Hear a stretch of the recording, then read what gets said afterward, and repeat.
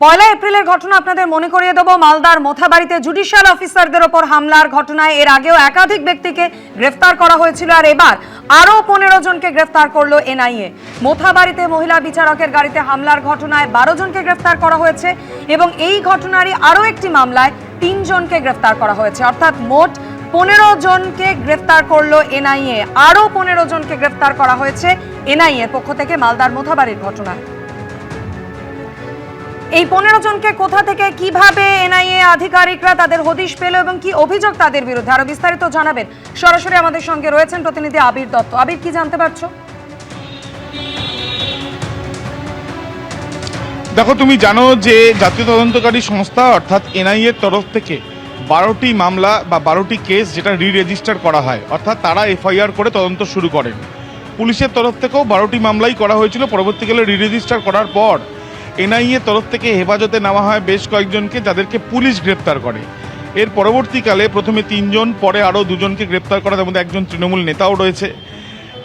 এখন যেটা জানা যাচ্ছে যে 2টি মামলায়, অর্থাৎ প্রথম যে মামলাতে আমরা জানি যে মহিলা বিচারকের ওপরে হামলা এবং ভাইরাল ভিডিও থেকে যেটা সামনে আসে যে আর্তনাদ করছেন সেই বিচারক এবং তিনি সাহায্য চাইছেন এবং তার গাড়িতে হামলা করা হয়, তাকে বাধা দেওয়া হয়। সেই ঘটনায় 12 জনকে গ্রেপ্তার করা হয়েছে এবং অন্য যে 11টি মামলা রেজিস্টার করা হয়েছিল সেই ঘটনার পরিপ্রেক্ষিতে আরও 3 জনকে গ্রেপ্তার করা হয়েছে। মোট 15 জনকে যে গ্রেপ্তার করা হয়েছে তার মধ্যে অন্যতম আসমাউল শেখ নামে একজন যে ব্যক্তি ওখানে উপস্থিত ছিল এবং এই ঘটনার সঙ্গে তার যোগ রয়েছে। প্রসঙ্গত তোমায় জানাই যে কিছু সিসি ক্যামেরার ফুটেজ, কিছু মোবাইলের ভিডিও এবং বেশ কয়েকজনকে জিজ্ঞাসাবাদ করার পর সেখানে বিএলওদের কাছ থেকেও তথ্য নিয়েছিলেন তদন্তকারীরা। সেই জিজ্ঞাসাবাদের পর তারা কিন্তু গতকাল বেশ কয়েকজনকে মালদাতে কালিয়াচক থানাতে এবং অন্যান্য জায়গাতে কিন্তু জিজ্ঞাসাবাদের জন্য ডাকা হয়। জিজ্ঞাসাবাদের পরেই এই 15 জনকে গ্রেপ্তার করা হয়েছে, তাদেরকে আজকে আদালতে নিয়ে আসা হবে কলকাতাতে, এমনটাই এনআইএ সূত্রে জানা যাচ্ছে। বেশ আবির, ধন্যবাদ। আপনাদের দেখাবো গত পয়লা এপ্রিল মালদার মোথাবাড়িতে যে বিভীষিকাময় পরিস্থিতির মুখে পড়তে হয়েছিল জুডিশিয়াল অফিসারদের। We are traveling alone. Car suffered accident. Please communicate it to register, sir. We are attacked. We are attacked by bricks. High Court, take care of my children. Take care of my children if something happens to me. My car was attacked. All our cars were attacked with bricks and bamboos. They should not have allowed us to leave. They should not have allowed us to leave. जो দাঁড়িয়ে যদি যাই তাহলে আমরা সবাই মরে যাই। এখানে বোম মেরেছিল। এই তো Our pilot is no more there. He has suffered accident due to the hurdles of bamboos and the hurdles and the bricks. We are traveling alone. Car suffered accident. Please communicate it to register, sir. We are attacked. We are attacked by bricks.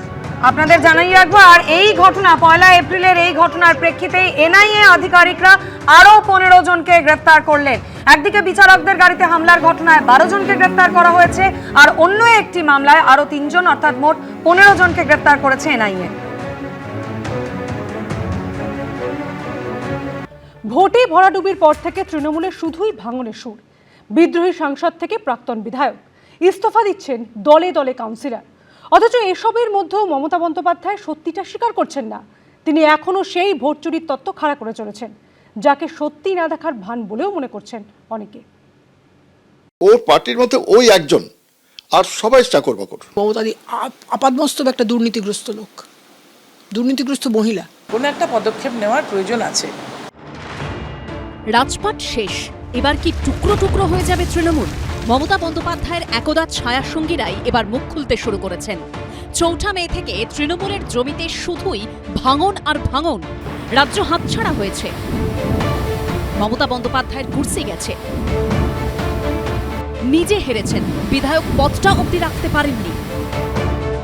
অভিষেক বন্দ্যোপাধ্যায়ের Diamond Harbour model শেষ, ফলতা বিধানসভায় তৃণমূলের জামানত বাজেয়াপ্ত, সংখ্যালঘু vote হাতছাড়া। একের পর এক পুরসভায় শুরু হয়েছে তৃণমূল কাউন্সিলরদের গণ ইস্তফা। তৃণমূল এখন কার্যত তাসের ঘর, বেরিয়ে আসছে হাঁড়ির খবর। মমতাদি অন্ধ ধৃতরাষ্ট্র হয়ে গেছে, ভাইপোকে উত্থান করতে হবে। ওর পক্ষে ও ছাড়া আর কেউ নেই। তৃণমূল বিধায়করা হার মেনে নিচ্ছেন, নতুন মুখ্যমন্ত্রীর প্রশংসা করছেন। উনি যে পদক্ষেপ গ্রহণ করেছেন যে বিরোধী দলের এমএলএদের মিটিংয়ে ডাকছেন। আমি মনে করি এটা গণতন্ত্রের জন্য স্বাস্থ্যকর। অথচ মমতা বন্দ্যোপাধ্যায় সত্যিটা স্বীকার করতে পারছেন না। রেজাল্টটা ডিক্লেয়ার করেছে, জেতার জায়গায় হারা, হারার জায়গায় জেতা। এই পাশাটাই উল্টেছে প্রায় 150 সিটে, এবং সেটা না হলে আমরা 220 থেকে 230টা সিট পেতাম। আগে আপনি বলতেন এত কাজ, তাই ছবি আঁকার সময় পান না, কবিতা লেখার সময় পান না। এখন আপনার ভরপুর সময়, এখন আপনি ভালো করে ছবি আঁকুন, কবিতা লিখুন। ভোটে তৃণমূলকে ছুঁড়ে ফেলে দিয়েছেন রাজ্যবাসী, কিন্তু চোখ বুজে থেকে সত্যিটা না দেখার ভান করছেন প্রাক্তন মুখ্যমন্ত্রী। এবিপি আনন্দ। রাজ্যে পালাবদলের পর থেকে এখনো পর্যন্ত ইস্তফা দিয়েছেন 7টা পুরসভার মোট 115 জন তৃণমূল কাউন্সিলর, যার মধ্যে নবতম সংযোজন হলো ডায়মন্ড হারবার পুরসভা।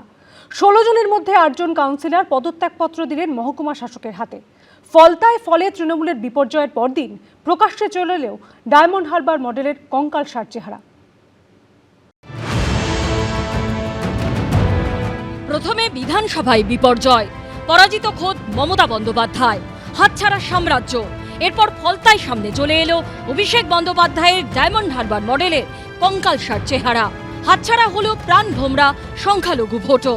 আর এরই মধ্যে জেলায় জেলায় পুরসভায় ইস্তফা দিচ্ছেন তৃণমূলের কাউন্সিলররা।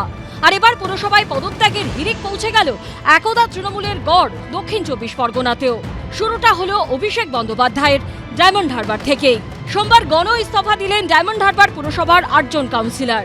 আরও খান হয়ে গেল অভিষেক বন্দ্যোপাধ্যায়ের ডায়মন্ড হারবার মডেল। ডায়মন্ড হারবারের মডেল টডেল বলে কিছু নয়, এখানে পুলিশি মডেল চলে।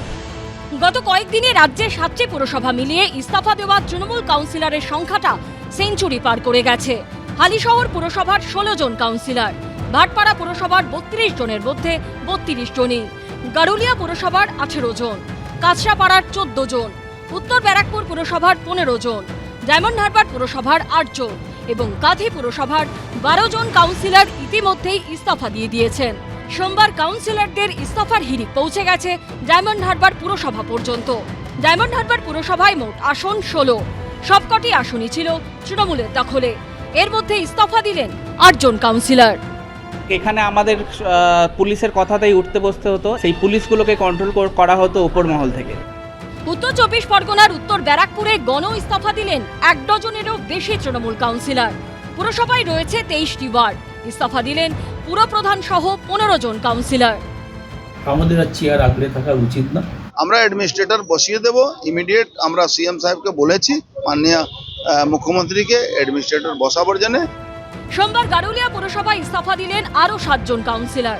এই নিয়ে 21 জনের মধ্যে ইস্তফা দিলেন 18 জন তৃণমূল কাউন্সিলর। একজন তৃণমূল কংগ্রেসে আছে, আমি ছিলাম না, উনি বলেছেন আজকে আসতে পারেন, কালকে করে দেবো।